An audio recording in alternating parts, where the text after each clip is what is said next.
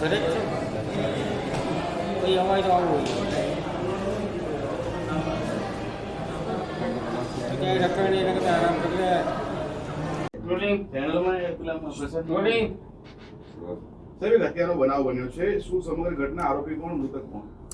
આમાં નવાવાડ નિર્ણયનગરની બાજુમાં જે રામપ્રતાપનગર સોસાયટી છે તેમાં દુર્ગારામ ઉગમારામ જે સિંગ ચણાની દુકાન ધરાવે છે તે દુકાનમાં એ પોતાનું કામ પરવારીને સાંજના 10:30 વાગ્યાની આસપાસ જમી અને ત્યાં ઉપર સૂવા માટે ગયેલા હતા. એમના પરિવારની અંદર એમના પત્ની જમકુબેન અને 2 દીકરી છે, લતાબેન અને તરુણાબેન, અને 2 દીકરા દિલીપભાઈ, જે જયપુર ખાતે મિકેનિકલ એન્જિનિયરિંગનો અભ્યાસ કરેલ, પરંતુ તેની પોતાની અભ્યાસમાં રુચિ નહીં લાગેલ હોય તો કોઈપણ કારણસર એનો અભ્યાસ પૂર્ણ થયેલ નથી અને તે અહીંયા કોઈપણ પ્રકારની બેકારી જીવન જીવતો હતો.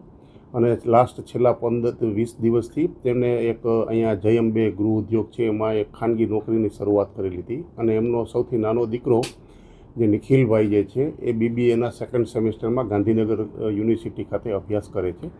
આ કામે જે અવારનવાર એમને પોતાને થોડીક નશાયુક્ત હાલતમાં પૈસાની જરૂરિયાત હોય અને વાપરવાની વધારે રુચિ ધરાવતો હોય, એના પિતાજી સાથે પૈસાની માંગણી અવારનવાર કરતો હોય, પિતાજી એમને ઠપકો આપતા.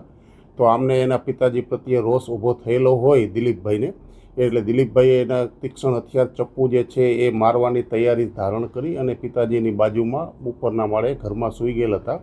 અને સવારના 5 વાગ્યાના સુમારે 27/6/2000 દિવસે, રથયાત્રાના દિવસે એ પિતાજીને ઊંઘની હાલતમાં જ એમને તીક્ષ્ણ હથિયાર છરી વડે હુમલો કરી અને છાતીના ભાગે જમણી બાજુ તેમજ હાથ ઉપર, પીઠના પાછળના ભાગે, શરીરના જુદા જુદા ભાગ ઉપર હુમલો કરી. અને આમાં ચીસાચીસને બૂમ થતાં બાજુના જ રૂમમાં સૂતેલ એમના દીકરી તરુણાબેન તથા લતાબેન આવી ગયેલા.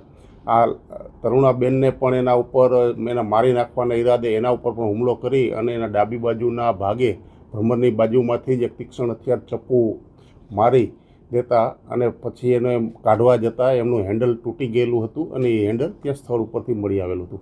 આ બૂમાબૂમ થતાં નિખિલભાઈ અને એના બીજા પિતરાઈ ભાઈ દેવેન્દ્ર, જે બહારથી રાજસ્થાનથી આવેલા હતા, એ તાત્કાલિક ઉપર ગયેલા અને આ દિલીપ આરોપી જે છે એને હસ્તગત કરી અને ત્યાં ઊભા રાખેલા હતા અને તાત્કાલિક 108 એમ્બ્યુલન્સને જાણ કરેલ.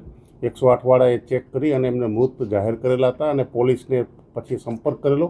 તાત્કાલિક પોલીસ સ્થળ ઉપર પહોંચી જઈ PCR અને PCR એમના જે આરોપી દિલીપભાઈને એમને હસ્તગત કરી અને પોલીસ સ્ટેશન લાવેલા હતા. અને આ કામના ફરિયાદી નિખિલભાઈ જે છે એ આરોપી દિલીપના નાના ભાઈ છે અને એક જ પરિવારના સભ્યોમાં ફક્ત પૈસા એક નાની માંગણી કરતા હોય અને પિતાજી એક મધ્યમ પરિવારમાંથી આવતા હોય અને એની માંગણી પૂરી નહીં કરતા એમના પ્રત્યે રોષ આવી જતા તેના વડે છરી વડે હુમલો કરી અને મૃત્યુ નિપજાવેલ છે. એ બાબતે વાડજ પોલીસ સ્ટેશનમાં ગુનો દાખલ થયેલ છે.